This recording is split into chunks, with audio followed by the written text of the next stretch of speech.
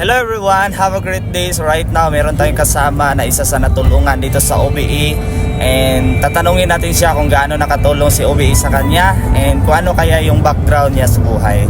Hello ma'am! Hello, good morning. Ako nga pala si Dalia Butyar. Isa akong Kabitenya pero ngayon isa na akong OFW from Taiwan.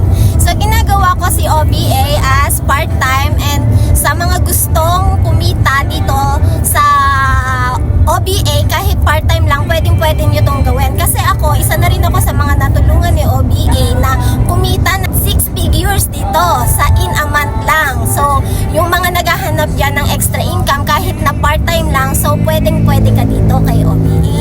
Yun, thank you. Ayan, grabe no, kahit isang OFW from Taiwan nagagawa pa rin si OBE at kumikita ng malaki. Kaya if you want to know more about this opportunity, mag-comment ka lang kung saan yung location mo ngayon para ituro namin sa'yo. Bye bye!